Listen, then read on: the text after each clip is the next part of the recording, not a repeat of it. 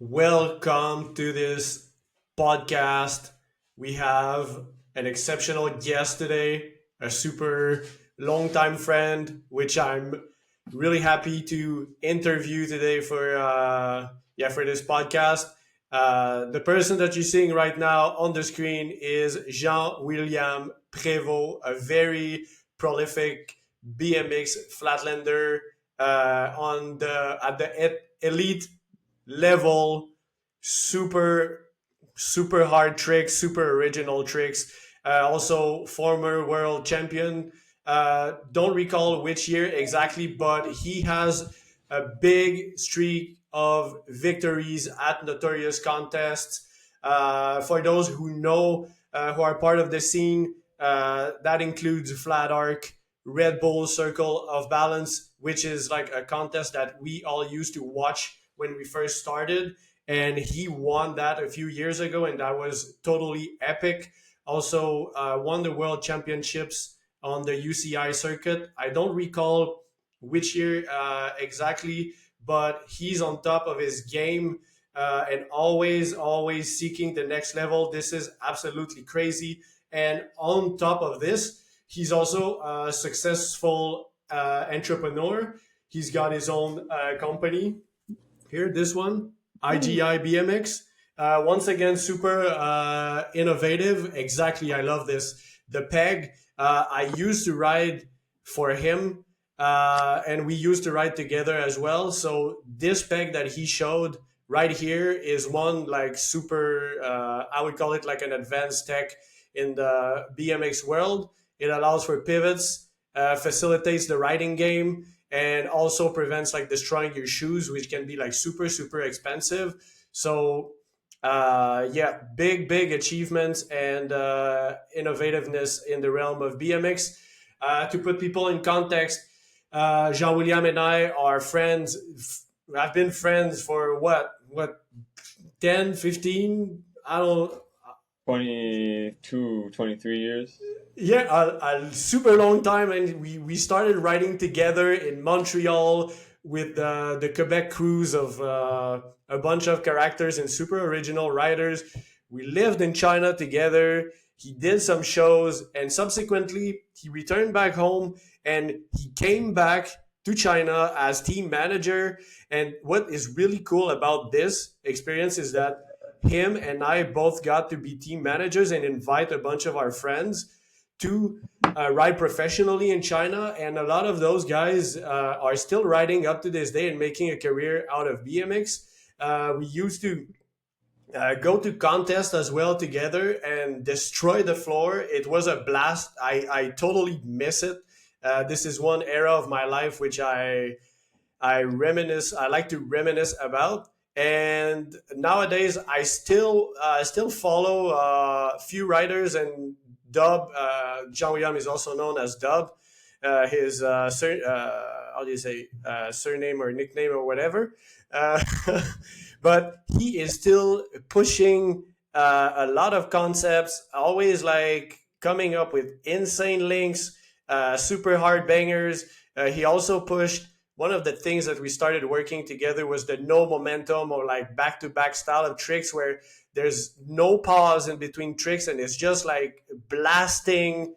Uh, it's Dragon Ball type thing. So now it's gonna be your time, my brother, to speak, and I would like to start with a quote that I saw on Facebook and I totally relate to: could never be good enough at flatland. So I'd like you to Yeah. explain the meaning behind this and yeah, talk about that as a starter.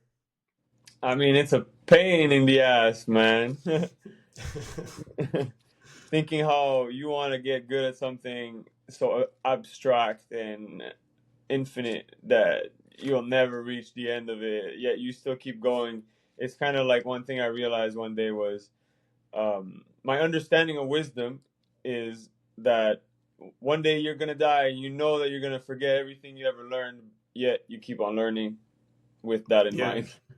So that's the same that applies to flatland, knowing that whatever you're going to learn, you're never going to be able to probably do it again. Or maybe if you're like lucky, you'll do it twice, or depending on the trick level. And yeah, it's just about being able to do it once, touch it, hold it in your hands for a minute. And I think it's the same as the materialistic world we live in right now, where people sometimes, like collectors, they want to have something, they want to hold it at least once, and then once they had it, they're okay with selling it or letting it go. Some people are like that. So yeah, no, you'll never be good enough at flatland for yourself. Maybe for others will look at you as, wow, man, that's a level I never reached. But then inside your heart, you're like, fuck, there's all these things that I plan to do that my body are not necessarily allowing me to do right now. Yeah, it's like the when I saw that, I was thinking like the drive for excellence, the consistent drive for excellence that gets you to show at the spot all the time, like never thinking that you have achieved the final level. It's like you get to a certain level and you're proud about it. You'll record like videos, and you kind of get desensitized to it, and you're like, all right, let's get back to work. Like, how much, what else is there to work on? And the cool thing about flatland too is that it's like infinite possibilities. So there's never like, the work is never really over until like you're pretty much you either by force of things have to retire, or you just like step down and take it easy. But yeah, I totally get that statement, and I really loved it when you said that, because there was also like a lot of comments, bro, like you made it, like you're on top, you made it, you Yeah. achieved so many things. But I was like, yeah, but the mindset and the drive that keeps you going day after day is exactly this. So thanks for and sharing that your and that thoughts on wasn't this the one. idea. Like I wasn't like seeking for pity or like um flattering comments. I was just kind of like, no, you'll never be good enough at flatline, kind of like just seeing what others would say about their experience, and like, yeah, fuck, this thing is impossible, and yeah, we'll never reach what we plan. And then it's all like, no, man, you're good, you reached a certain level. And it's like, that's making me weak, man. Come on, man. Yeah, well, I saw this more as like like the quote as a statement rather than like seeking something. It's just like, yeah, you can never. Uh, I mean, for being a person who's always seeking like the edge, like you can never think of yourself as being good enough, no matter how many trophies you accumulate. And I thought that was a really cool quote. Yeah, and the thing about compliments, when people start complimenting you too much, you start thinking that you're good and you're not. You really aren't. And that kind of softens you up. So the best position to be in is in a position of um, an underdog, or like yet to be champion. Like for me, the most motivating positions I ever had were second place.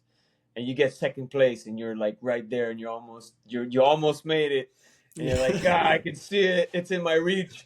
And then second place, and you're like, fuck, what did I do wrong? And then you gotta just keep pushing when you're in that spot. I think I got like, I don't know, there's one year I must have got like 8 9 second positions, and then the year after that, yeah, then I started doing really well. It makes you hungry, man. It makes you Yeah. so hungry. You want to taste like the first place. You want to get on top, man.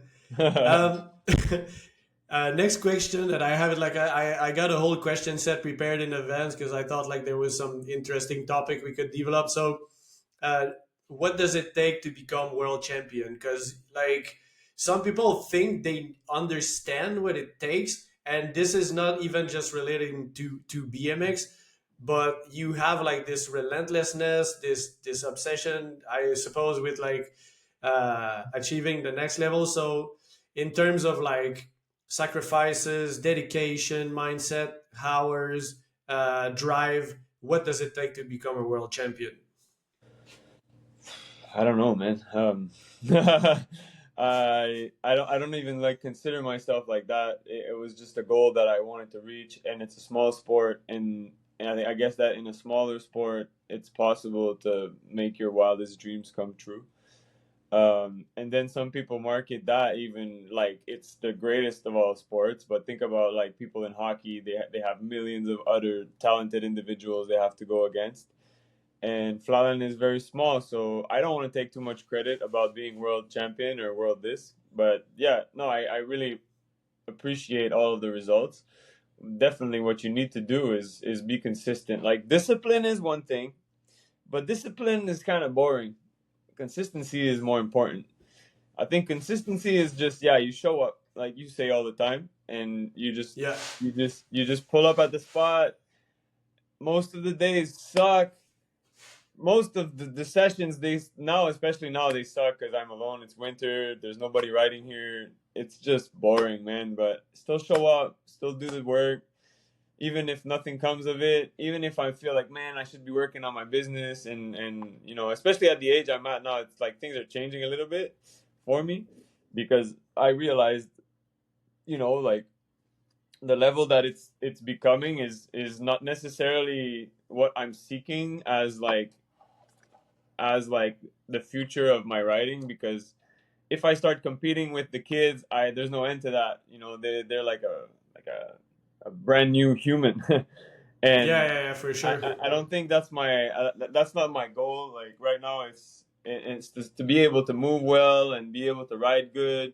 And when I have like space for creative moments, try to use those moments. And it's not like you expect it to be most times. I used to spend all my days on the bike. Now it's like I try to go as much as I can, especially in winter. I have a schedule. I have to pay hourly. Well, not hourly. I have to pay per session, and I have a schedule. So I had a spot like 2 years ago, 3 years ago, and I could spend all day there because I was paying like 2 grand just to ride there monthly, Yeah.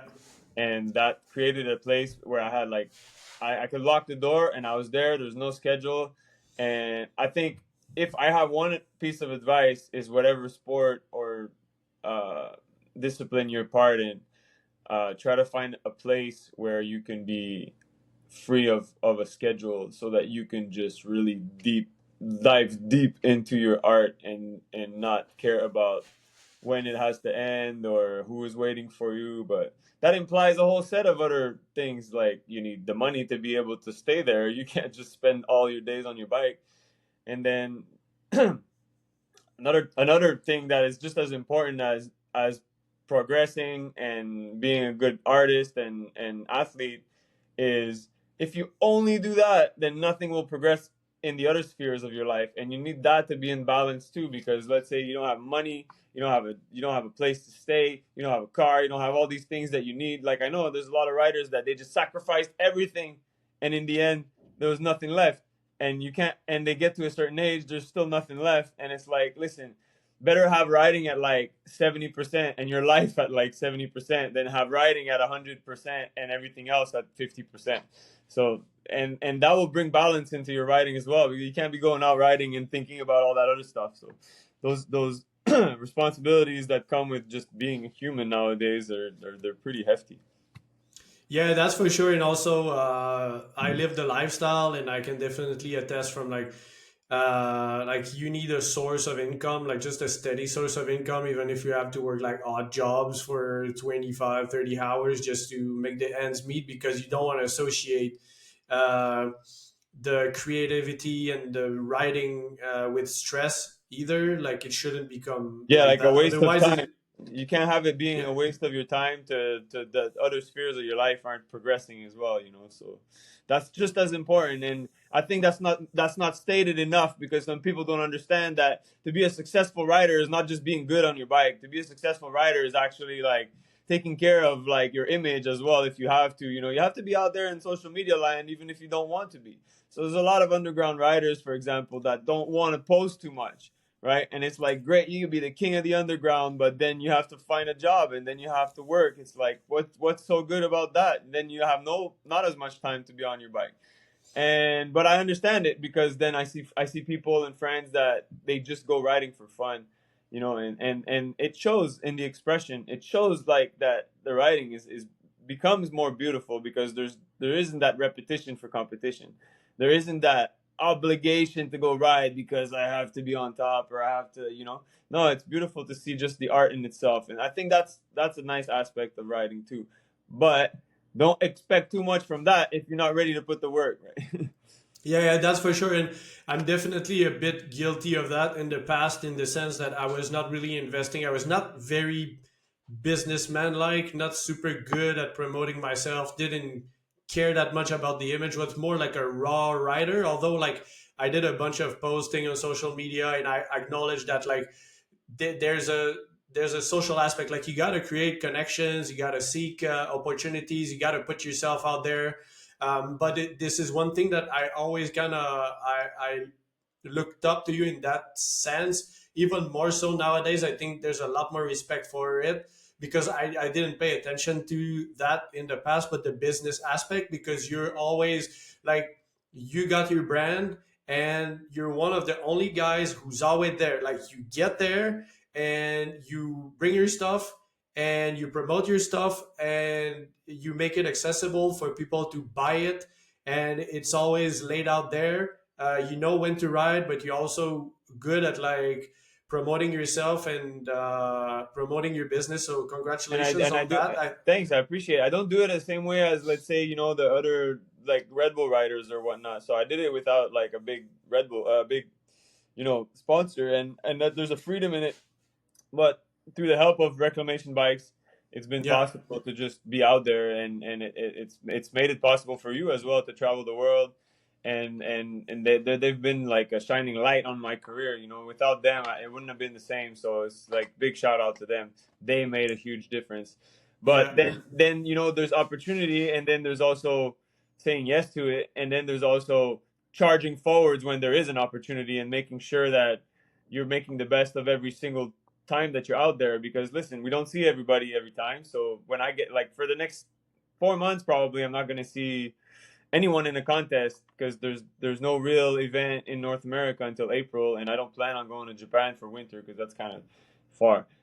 So think about, yeah. So when I get the opportunity to show my stuff, I do it because I run a brand. I don't have a sponsor that's expecting videos from me, but I'm expecting myself to do better because people want me to do better for the brand, and they want the product to be nice, and I want the product to be nice. So I try to bring it, show it, and then they can touch it before they have to buy it. So they're not like blankly just buying something on hype. And that's kind of the idea.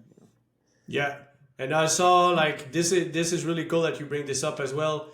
The business aspect, because you bring a lot of creativity into it, and, like, you adopt. I see the same mindset, the same patterns in your business as well. Because, man, I remember seeing you in Beijing, bro, with the peg. You had the first prototype peg, and you started building that, and out of this, like, now you're just like, to the sky and beyond with the brand. And it's really cool, because then you could have kept it just like as a, classic, more like low profile, just classic business. You got your product, but no, no, no, you hired some drawers. You got some really cool logos on your boxes. You're always, like, coming up with, like, new variations of the pegs. You have the adapters, you have the grips, like, you Yeah, there's a kind there's a of. vision. There's a vision. It's like if you listen to your inner, your inner spirit. There's a vision of yourself into the future. There's a vision of what you want to be and become. It's not just your imagination. This is true. This is applicable to reality, and reality is what you choose to make it. So if your vision isn't clear, then where are you headed? And Mhm. about the parts, it's been a blessing to have the opportunities, and I say yes. I say yes, and I try. And if it doesn't work, we try again. And if it does, and ainsi de suite. C'est important de. So Yeah, pick up en pick up the français, French. Yeah. ah ouais, follow up in French. Yeah. Because we Yeah, would speak French usually. yeah, yeah, for sure. Just want to close that thing about, like, the dedication to the sport. Like, how many hours did you invest riding a day? Just to give, like, a rough perspective to Oh anyone who's man, not, dude, there was days that like, was a into. lot. I mean, I remember when we used to ride was like wake up around, I don't even remember, man. China, Yeah. Shenzhen. Wake Yeah. up. Damn. I mean, go do a show, and then like half asleep, do the show. Wasn't great. I sucked. I remember I sucked. You were great. You did the best shows. Right from day one, you did the best shows. I was like, oh my god, this guy's spinning and doing decades, and I'm trying to do CrossFit hitchhikers in a show. You know, it made no Yeah, but sense. that's a different level, man. That's a Yeah. different order of trick, though. That's the Oh thing. yeah, but no, it was not for a show. These tricks were just not like. But and then I don't know. Then I would go to Walmart. You would come too most times, and then go back to do another show. Then go back to Walmart or ride at the skate park. And then when the whole day was over, go back to Walmart and keep riding over there. Yeah, in China, Walmart sounds funny, Yeah, but that spot still to this day like the best floor I ever rode, man. for Unreal. reals. Oh man. Yeah, this and Squared Uville in Quebec is one of my favorite, but definitely like Walmart and IKEA In China. in China were just like, man, it was the perfect spot to progress and just make it to the professional level, man. We Man, busted the a lot of IKEA, sick stuff there. it was like glass flat. It was, and you would think it would slip, but it wouldn't slip. And it Yeah, was polished stone, but because it was humid, it was sticky. Oh, that was such a good yeah, feeling. yeah, Barely got to man. ride there though, but man, wow. Yeah, And yeah, no, to follow on what you say, um, no, it was always like 5 hours, man. I felt like 5 hours. under 3 hours, you don't really accomplish anything. You're just kind of warming up, finding your path, and then after 3 hours, you really like, okay, now the whole body's warm, everything's loose. Now you start like really like digging deep and finding like what you were there for that day. And then by 5 hours, sometimes you get some food or something and keep going. But I see these kids riding 8 hours a day now, and when we started is where they've become like best in the world. So it's total opposite. Like, and it's not really something we can apply to our lives because I don't understand what they've gone through, starting at 5, 6, 7 years old and becoming like a pro at 15 and like the best in the world at 20. Man, I started at 20 almost, right? I started Yeah, at yeah, for 15, sure. and we didn't have the infrastructure or the bikes or and it's hard not to compare because it's like, I wish they understood how hard it was for us, but it doesn't matter. You know what, we just like whatever we had we have to appreciate. And it was amazing because we lived the spirit of freestyle. I feel like probably one of the last generations to feel it without the phones, without like having to film, without having to post so much. It was like the latest last like generation of going to contests, road tripping, having a good time before the old mid school contests were over, like Toronto and like Myrtle Beach, and going to New York for New York Jam. All that stuff is like Voodoo Jam, back in the day. So yeah, North America's prime at that point still, or it's still going, because now, man, like it's coming back though, like considering the ABFL, and I think they brewing some cool stuff for the year. So I don't know, let's not give up. Flatland is not dead yet here. We're still here. I still believe in it. I'm Yeah. alone out here, but in a way, there's like a temple of Flatland in my house, right? So even if I'm one of the last ones in Canada, like I'm keeping this shit alive. Like it's my heart. So Yeah, you're gonna vibrate it out, like someone's gonna pick on the frequency and just like carry out with fully. the flatland sport. But it's really cool in a sense because I see it from a different perspective now, and I also think like each era of riders is just bringing a new level that gives access to like the new generation, because the way you look at flatland is most probably like the way you look at the newcomers to the sport is probably the same way that, for example, like older riders look up to you and they're like, what the fuck is going on with this guy? Yeah. Like Uh-huh.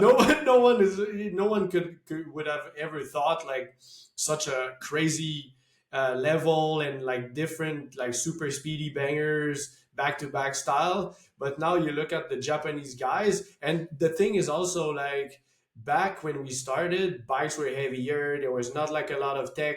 Uh, Everyone had to ride a big bike, so then you dismiss like a big crew of people right from the get go. Like you need a certain tone.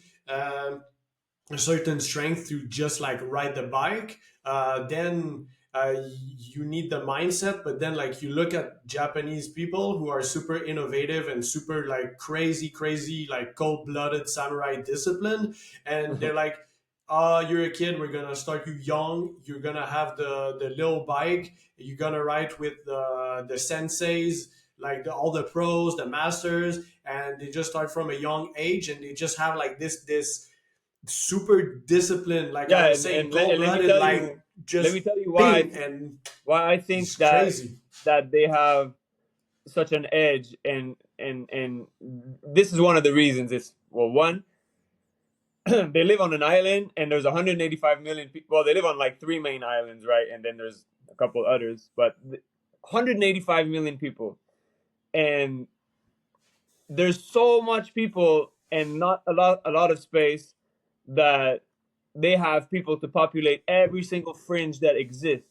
Not only that, they have the mind state for it. But not only that, we live in big, comfortable houses. We like to stay at home, like in North America. So we stay at home in our tech and stuff, and we do our thing, right? But their houses are really small, and that just kind of forces them out for the day, and they just don't really want to come back home until the day is over, because your house is not, it's just your sleeping place, and that's what it really should be, you know. They Yeah, should go back home and yeah. sleep, and then be out in the world for the day, right? So that's what they do. They're out in the world, and they got activities, and they got so many things going on, and the thriving for excellence definitely comes from the social pressure that is there for, also for millennia, because of their history and their striving for excellence. But I think that it's also just the pressure of being on an island, small houses, and enough people to populate these fringes. And there's so many fringe sports out there. If you look at every like alternative sport, even like yo-yo playing, kendama, hacky sack, anything, think about it. There's one Japanese out there that is probably at the top of that sport, just because he's just sick of like the social pressure. He wants to make art on his own, grow it, and then show them who's the boss. You know what I mean? Like, Yeah, and yeah, for sure. and they're not really competing against the world. I feel like they're all competing against each other before they compete against the world. They don't really need us in a way, right? So it's very interesting seeing like Flatland unravel in Japan, and I think we're definitely going to be in the next 5 or 10 years in their world, and then when China kicks off, then we'll have some interesting battles to watch. I think so. So yeah, it's coming. There's schools in China. What I saw last time in China was like, oh, okay, this is really starting now, and it was very, it was seeding hope, man. It made me feel like, wow, Flatland really has a future. China is the place to make it happen. Things are still cheap. The economy is great. There's a sense of peacefulness. People like have a direction, even though like the communist thing or whatever, like don't even think about that part. Look around you, and people are pretty happy and peaceful, and that's like what we don't have here.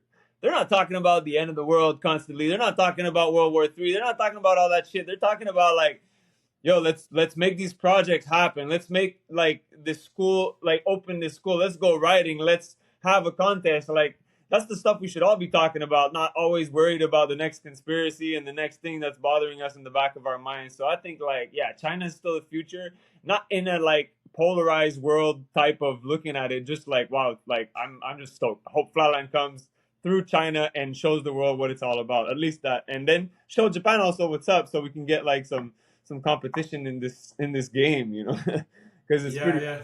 pretty well dominated at this point. Yeah, yeah, for sure. That would be interesting. China definitely here has the infrastructure for that. So if people start zoning in and uh, uh, apply themselves to BMX and those kind of disciplines, I can definitely foresee them like taking over. There's a lot of people. It's actually surprising that there's not more riders.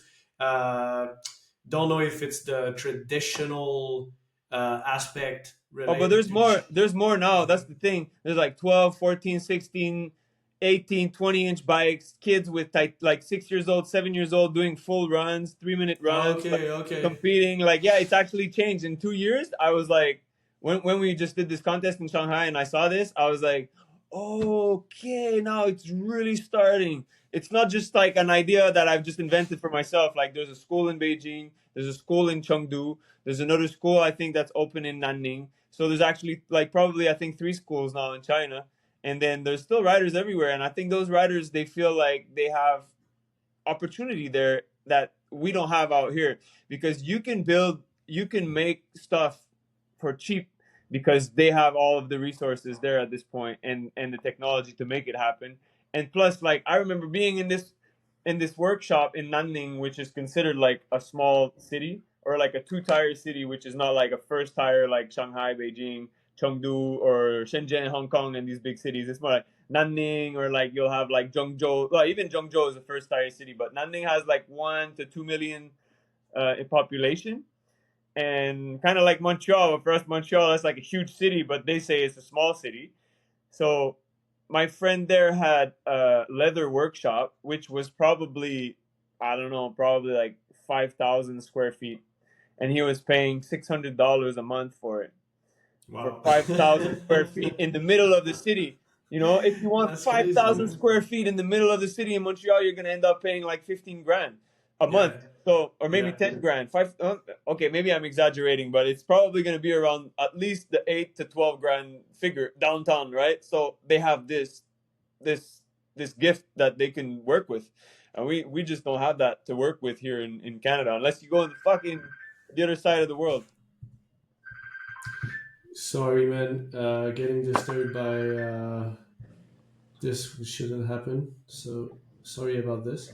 Yeah, man. It's like you're talking about the infrastructure and also the accessibility of things, like compared to us, is way different. It's true, man. That like renting, like you had the experience as well. Like you had your dojo in Montreal, and like a small place is like super expensive now.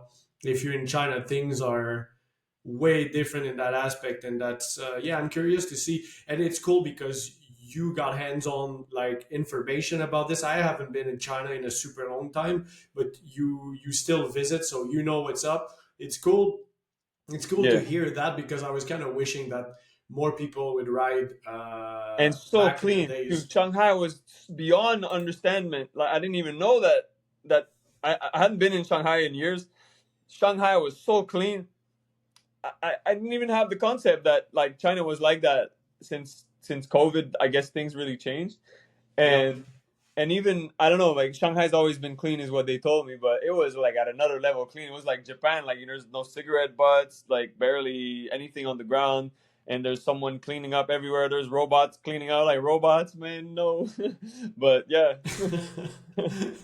That's crazy, because China definitely doesn't have like the, well, in Shenzhen some areas didn't correspond exactly to the highest standards of cleanliness, but it's good to hear that at least they can curb like a bunch of problems related to that. Okay, next up, what is your biggest win? Why, and what did you learn? Whew. Um. I Man, so many contests at this point.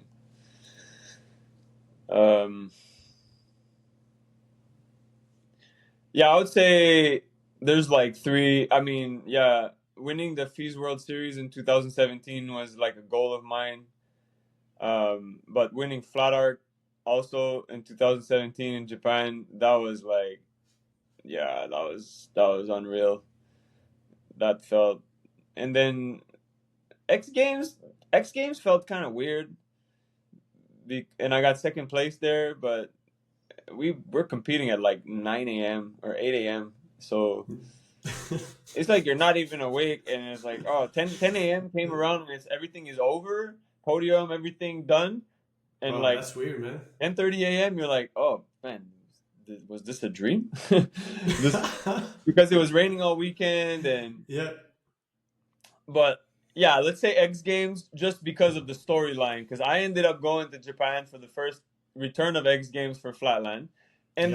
Ended up in Japan after a journey which I won't even get into because of politics. And I got there, and I had done my COVID. It was during COVID. I did my COVID test before leaving. It was negative. Oh, I it's true, man. I I I remember got to now. Japan. I tested positive. They chucked me in a hotel for 10 days. What? No, the worst part of it was I got there, spat in the little thing. My mouth was dry, man. and it was like, and I spit in it, and the person is like, no bubbles, no. I'm like, no bubbles. That's all I got. I mean, right? No bubbles. I mean, you come Oh out of my a god, 15-hour flight with pasties, and I just spit these bubbles, and it was like, no, no bubbles. I'm like, all right. And then, right, we're waiting in this hall, and then they're calling up names to clear them that they didn't test positive, and my name never came up. It's like 45 minutes, 1 hour, an hour and 15 minutes waiting. I'm like, what's going on? And then they called me on the intercom. No, because you can see on the screen your number come up. If your number comes up, you can go. And if they call you, it's probably I'm the only one they call. Mr. Jean-William Prévost, come here in broken English. And I go up and like, sir, you have tested positive. Oh fuck! I knew it was over at that moment. And then like yeah, two people escorted me out of that area. Like they were just wearing a mask. And then I swear, like they're like, wait for us here.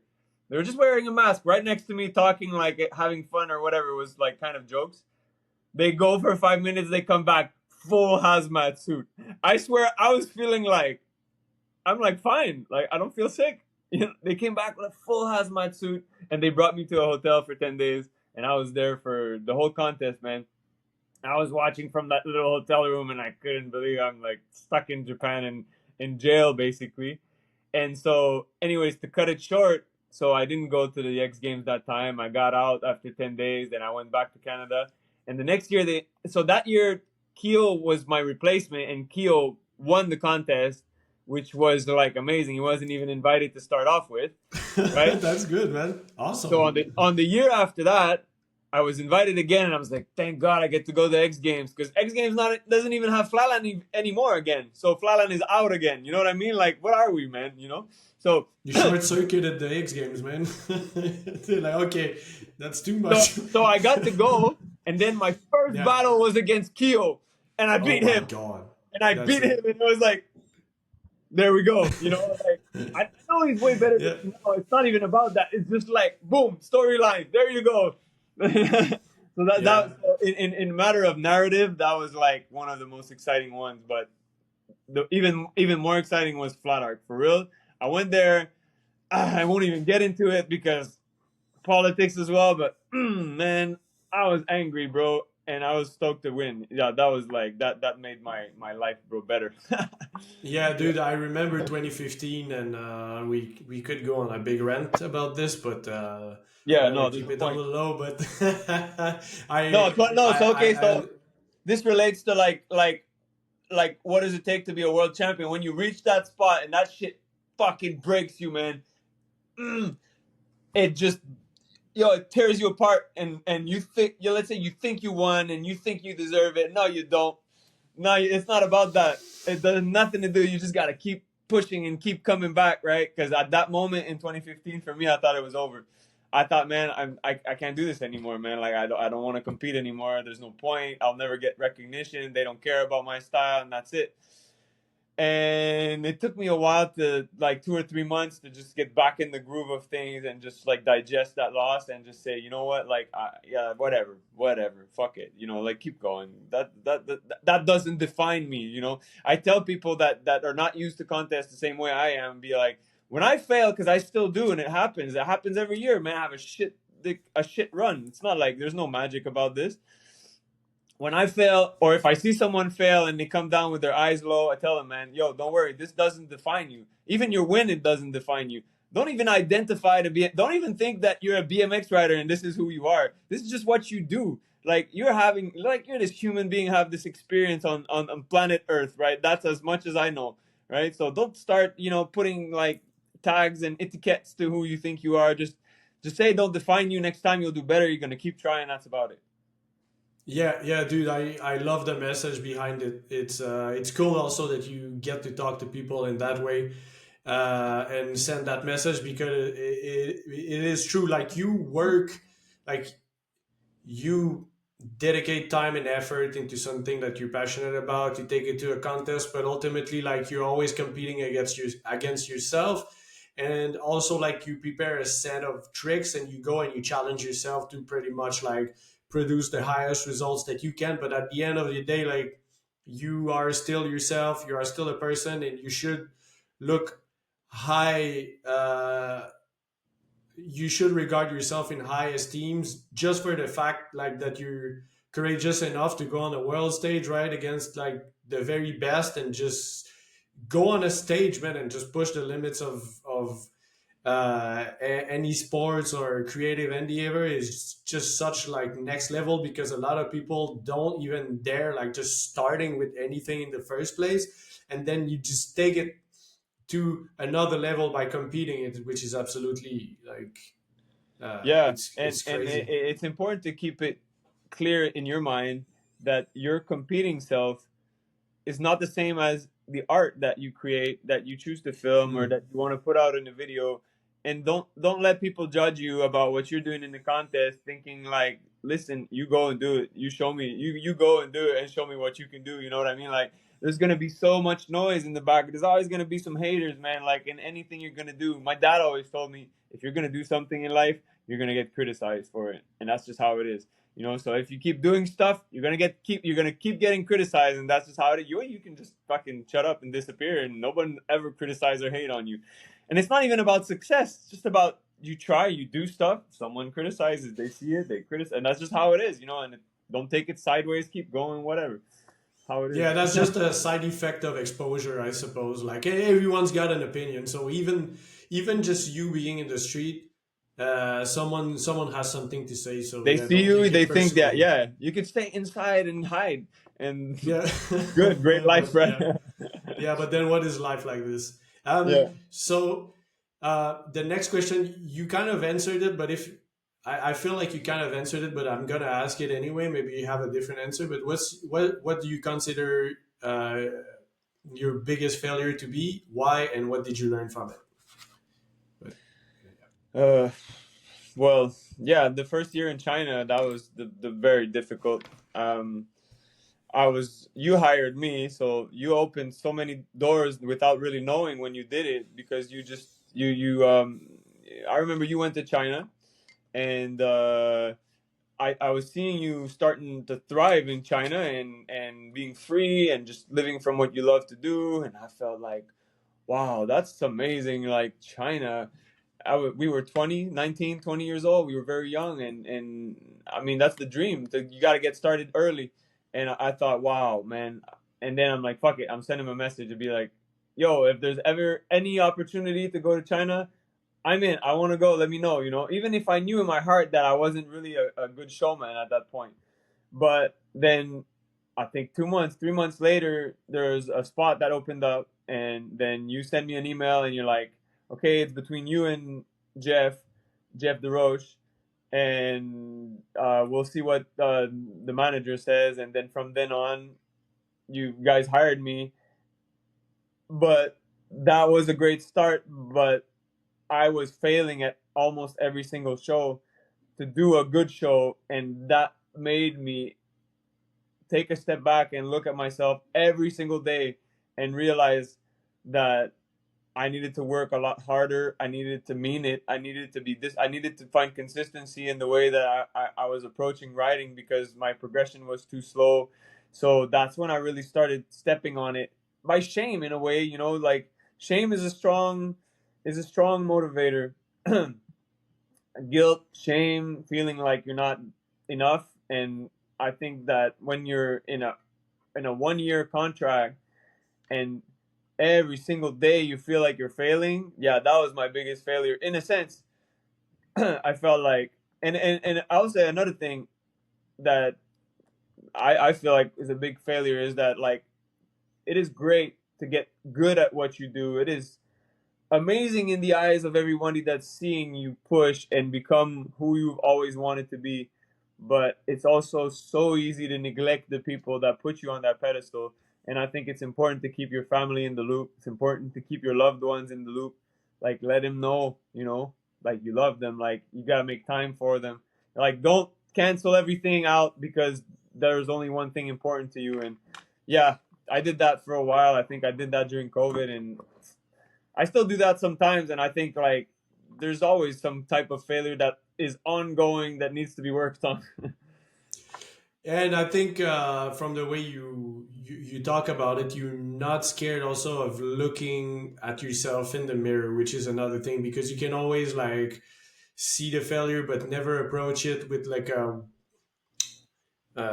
like a wise mindset of kind of just really like looking at it for what it is, and you pinpointed like a bunch of emotions related to it, like shame and guilt, but then you're like transcending them. You look at them and you're like, all right, so how can I change, how can I change things and like outgrow those things, those setbacks that are happening. And I'm glad that you kind of that you have this look at life, because then you were able to outgrow them in like massive ways and like look at where you are right now. So Yeah, and you know, weirdly as it may seem, I think that's completely stepping out of your sphere of influence sometimes is really good for you.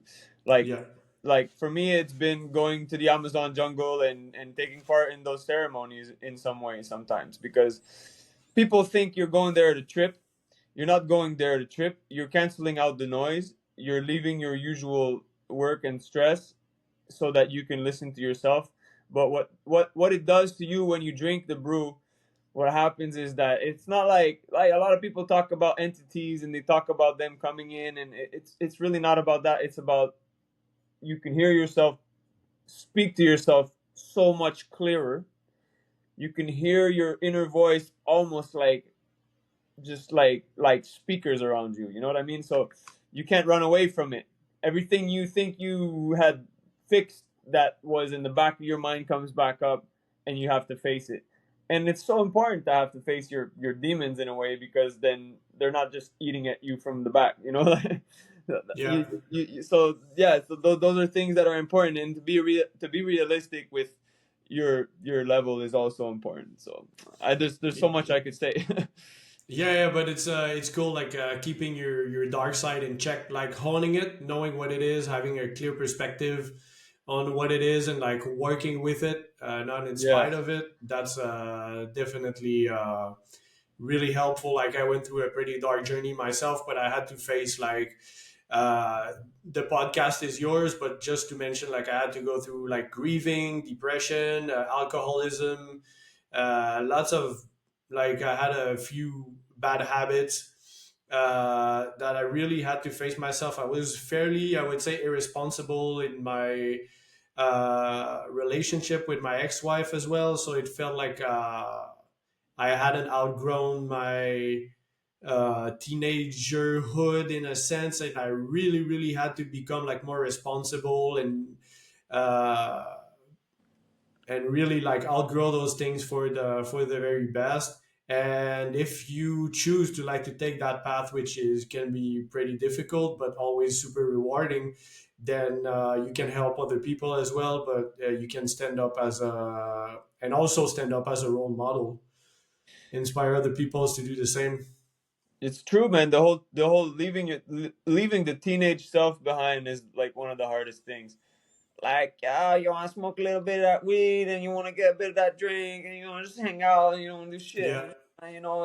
And you onboard these things that you don't realize that they're becoming you at a very deep level, and they become part of your identity, and then like, yeah, I need a little weed, like, you need to smoke that weed. Yeah, you see people like that, and it's like they don't see themselves without it.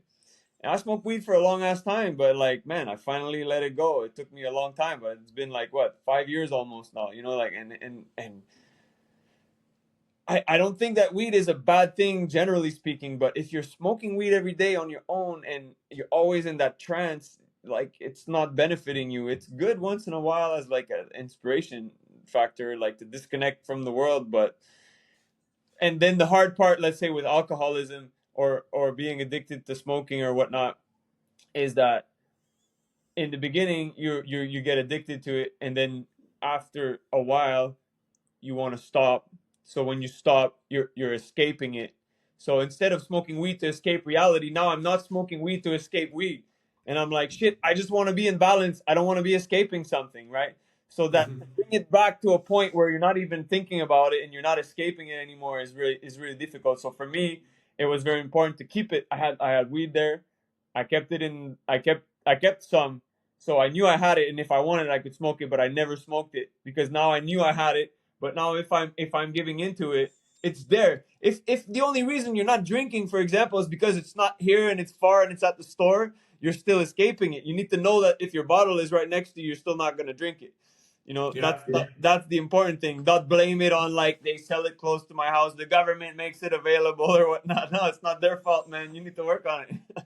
Yeah, it's all in your hands, man. Like exposing yourself to it. Like there is a stage where you should totally abstain and like avoid people and avoid the substance, especially like if you have a hard time. But eventually, uh, even one thing that one quote that I remember from Ramdas that really stuck with me was like, if you're still counting the days that you haven't been drinking or smoking or masturbating to porn, whatever, you're still in the habit of doing so. So you got to leave all of this behind, and you got to be able to expose yourself uh, to people drinking and be cool with it. And Yeah. it's also knowing, like, when you see people getting drunk and you don't vibe, you just leave because there's no point right there. But you should be able to, like, in the stages of mastery, you expose yourself to it, and then you move on with your life. You've Yeah, done it. It's it's over. leaving the teenage self behind. Like once you realize that was part of your old self and now that's not you anymore, like you're saying, not counting the days anymore, not like, and then being able to take a drink finally, right? And not saying like, oh, I started over again, now I gotta fucking down the whole bottle. No, it's like, no, Yeah. you were supposed to bring that temper and buffering to the point where you could be part of it again without it owning you, and that's just the greatest of it. And I think Flatland, there's going to be a process for me as well. Like, I think it's kind of a pity when people can never let it go. And every single day, all they do is going riding. And their whole life is always centered about that. And there's nothing else because I got to go riding. And it's like, man, you're like 50 years old, man. Let it fucking go. At some point, if that's all you do, Yeah, yeah, yeah, for listen, sure. listen, you can't be living on checks, like, you got to bring something to society. You got to take part in bring something to your friends, or you're gonna always end up alone in riding, and that's not great either. So like, you can't be just 100% of a flatland rider forever, and that's a hard reality for some people, and it was for me too. And I needed to let go of it too, and slowly. It's gonna be normal not to be able to ride forever, every day, 8 hours a day, just because, man. And at the same time, I want to have other experiences. Listen, if I wasn't a flatland rider, I would climb mountains. I'd probably climb the highest mountains. And if I wouldn't do that, I'd probably do like underwater archaeology. And if I didn't do that, I don't know what it would be. But there was something else to explore, and there's so much to do with life. And that's like a gift, right? We're here and it's beautiful. And too much is focused on war and financial issues and shit like that. Like, wow, there's so many nice things to do. People, please find something with your time to do positive. Yeah, yeah, for sure. But at one point, it's also like a bit of a pattern of addiction. You got to realize that it's because, like, if you cannot stop and you cannot explore anything or devote oneself, cannot devote to, um, sorry, devote oneself to other endeavors and kind of mature and be like, yeah, well, my time is over.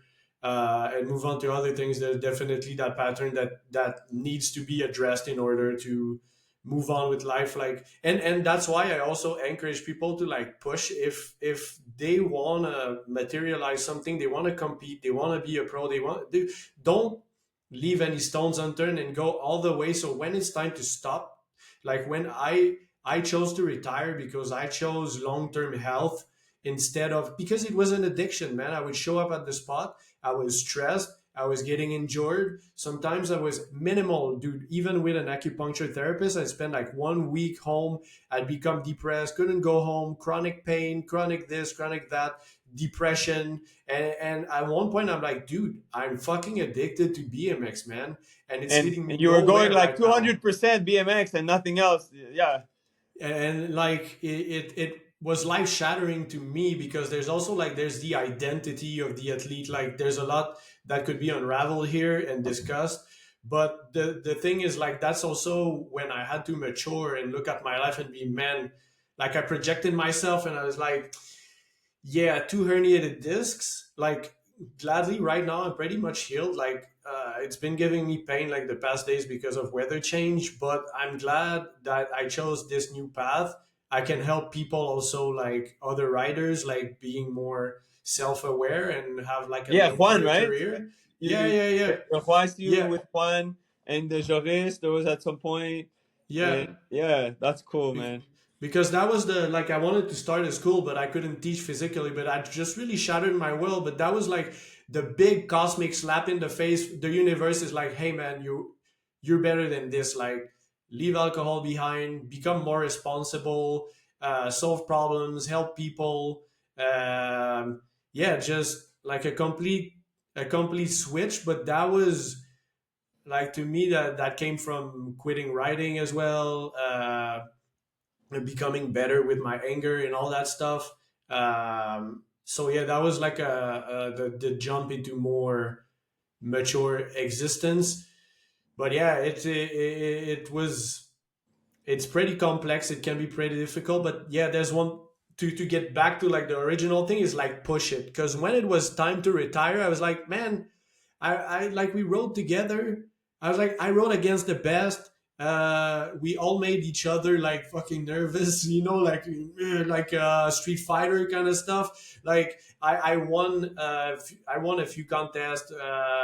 Like I rode in China. I had a lengthy career. I pushed it, pioneering, upside down decade, transformer. Like all of my like checklist from writing was I checked all the boxes, so it was super super difficult. Don't get me wrong, but when it was time to retire, I had no. I'm like I turned all the stones right now. Like I just otherwise like with BMX, I just keep going further in that direction. But I checked all the boxes, so yeah. Although it was difficult, it was good to like be able to step down and be like, okay, so then what's next? And I started exploring like a whole bunch of other things as well. Yeah, and there's moments that break you or make you, like the one for me in 2015. I think for you it was in Trinidad when they were supposed to pay some money, you never got paid, and that was not only leaving stones unturned or not, but you put a lot of stones in the same basket at that time, and Yeah. that was a tough one for you, and I it sucked because then that from that moment on, I kind of lost you as like a writing partner. I kind of lost you like on the contest scene. It was like there was the chapter definitely changed at that point, and I had chapters with a couple people of like partners and writing and pushing together, but yo, me and you, man, that was sick. Yeah, yeah, yeah, That dude. was- Seriously, that was a vibe, and not just because like we're friends and we were riding together, but like we were challenging each other. We were all working on bangers. We were showing up at contests. We were performing at contests, and we were also making like super cool edits. So there was like a complete. The vibe was crazy. It Yeah, was such man. a If I vibe, could go man. today, I'm going to the spot. It's available. You know, if I had someone like you to ride with, they would be like, "Oh shit, this is gonna be amazing," and not like, "Oh, and then he has to stay at my house and take a shower." And no, no, like, yo, you know what I mean? Like, I don't have to house this person. No, this person lives close to me and then goes to the spot at the same time as me, and then then they go on with their lives, and we just, that would be sick to have like a riding partner like back in the days like that. Yo, Yeah, yeah, for sure. I miss those days, man. Well, definitely. Also, I think it's also because we were connected and we were riding at the same level. Because even Living in the like, same room, bro. yeah, yeah, yeah. But there's also like sharing the same uh, pursuing excellence. Like you cannot train with someone who's not on the same level because you just don't connect. You cannot push each other. But once you have like a partner like this, it's like ooh, when you go even ride, it's even always like even let's say, okay, I'm at the same level as like a 14-year-old Japanese. It's not gonna be the same, man. Like, I'm 38, bro. Like, we're not hanging out in the same way. You know what I mean? Like, yeah. being the same age at the same level in the same place and time was just like I wish it upon a lot of people. And it was also the crew we used to have back then. Like, if you can find like 3 or 4 friends that do the same thing that you like, or on the same vibe, have the same age and vision of what you're doing, whoo, you're gonna have a good time. You know, that like, I cannot complain about that era. It was a lot of fun, a lot of wasted time, a lot of stupid partying, but woo. But it had to be lived, man. I don't think you can outgrow you cannot outgrow something you haven't lived or haven't faced or anything. You just have to we lived our teenagehood and we left it behind and we're ready for another adventure, man. So Yeah, You life still is have a short. few. You still have a few minutes. I would just like to touch like a bit of like the flow state component of writing. Just I'm gonna ask you this question, and then we're gonna wrap this up. So I recall earlier you were talking about like the dojo and like in my head it was the Dragon Ball Timeless Chamber because it's so important. Like as like a clear indicator that you are getting in the zone and into the flow state is that you're losing track of time dilation. You lose track of the surroundings if you're in a public place, for example, but there's just like the day or night or whatever, there's just no one to disturb you, and you're just like pulling every single thing and it's all connecting together. You're pulling for a video, or sometimes even you're writing at a contest and uh, you're in the zone, you're into the flow state. So I would like to know what are the components that uh, get you in the zone and help you to stay there. What makes, in other way, what makes good session and productive session, and also a good performance on stage? It's funny because stage thing aside, I asked this on Facebook at some point. I wrote like fill the blank, blank makes your sessions better. And I had done another one and I said blank make fucks up your session or makes your session worse or something. And people were like bad floors, and they were like no spot to ride, people crossing my path when I'm riding, bad music or whatever. And nobody said their phone. No one said Yeah, man, that's no true. one said the Yeah. phone. Like there was like 100 comments, and no one said like, man, my phone messes my session up. But really, the phone is like the worst thing for the session because it's like some notification appears, and all of a sudden your mind is somewhere the other side of the world talking to someone else, and you're not even there anymore. So obviously, when I was in the dojo, I would take my chip out of my phone, leave it in the car, and during the winter, I couldn't go back out because I get my feet wet.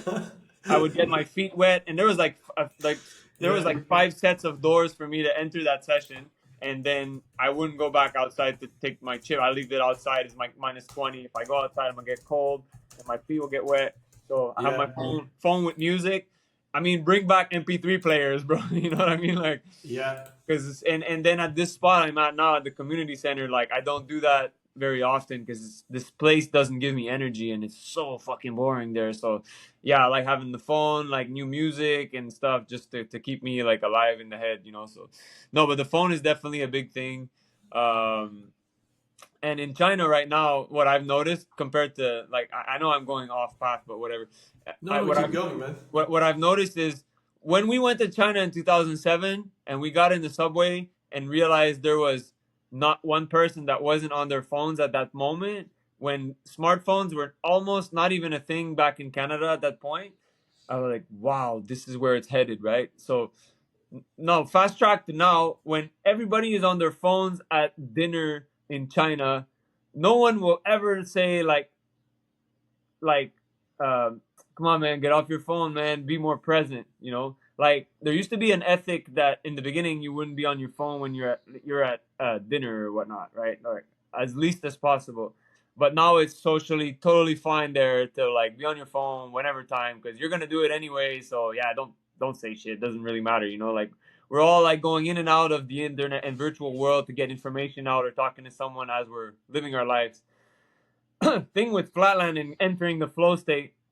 And what I mean is that this is where we're headed to in our world too. Now it's so much more normal to be on our phones and all the time, right? Like it's almost like it's part of our lives.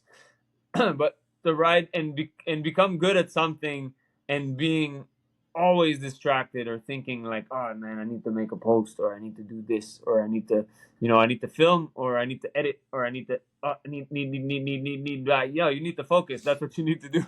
You need to focus on what you're doing. So that's Yeah. that's number one. And just harvesting, like catering to a place where you can be in that zone, and that's always been a big deal. Like Chinatown, I rode there for eight years. Oh, yeah. impossible to ride there at the end. It was just impossible. There's always, you gotta looking over your shoulder. Someone wants a cigarette or a dollar, or like a homeless person. They always want something from you. It's dirty. You feel like someone's gonna attack you. Like, that's not the kind of place you want to be at to become good. And like, those people gave up on life basically, and they don't realize giving up on life is making life so much harder.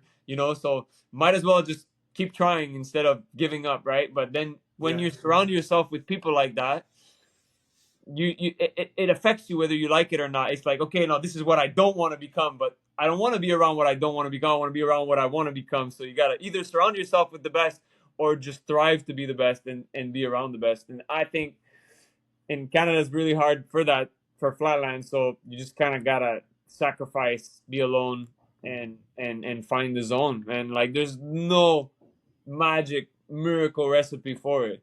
Like, I know what you do with people is try to get them in that state, but there's also no miracle solution to it. Like, I've had moments just before a run where like all the sound becomes a line, and then I elevate, and it's like there's no noise, right? Like, it's like you don't hear it. You really enter that zone. And then there's other moments like I can hear every fucking whisper. And there's Mhm. moments where I can hear every fucking whisper where it messes me up. And there's moments where I can hear every whisper and it's like I don't judge it. It just goes by my ears. Like, it's not affecting me. There's moments when it affects me. There's moments when I don't hear anything. There's moments when I don't hear anything and I don't do good. And there's moments when I don't hear anything and I do great. So like, it's hard to explain to people that like, even if you do enter the zone, doesn't mean you're gonna do great. You just gotta keep trying to do great. You know what I mean? Like, it's not there's no miracle solution. And there's some people that every single time they can enter the zone and do great. And I mean, you got to strive for that. Like, some people have genetics that make that possible. Yeah, dude. Thanks for your answer. I really appreciate. Yeah, it's true, man. It's like you cannot take like getting in the zone as you cannot take this for granted. It's not an end all be all thing. It's not a cure for performance.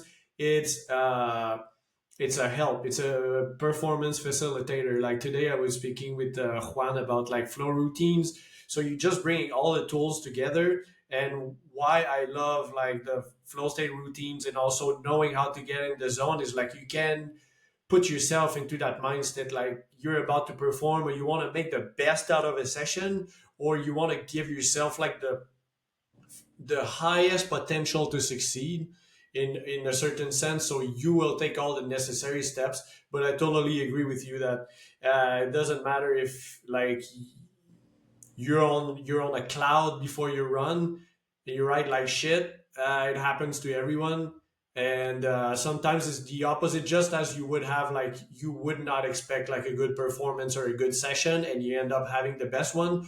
But a strong component like leaving the phone chip in the car, dude. I jotted it down because I take notes uh, from a lot of people, and I think that's really interesting. So you're just making it impossible for you to reach out. You're making it so complicated that you're forcing yourself to like indulge in the writing because you're like, okay, now I gotta go back in the jungle. Basically, like if I want my chip and I want to play on my phone, Listen, it's I so just went to complicated. Peru. I just went to Peru. There's no internet. Yeah. Like, finding places like that in the future is going to be impossible with Starlink, and you're going to want to have the internet everywhere you go because you want to be able to keep running your business or be in touch with the people you need to be in touch with to run your business or be in touch with your loved ones.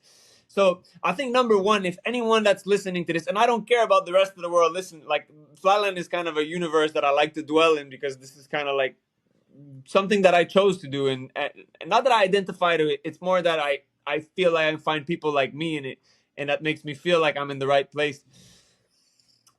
Like, age is a number, but don't lie to yourself.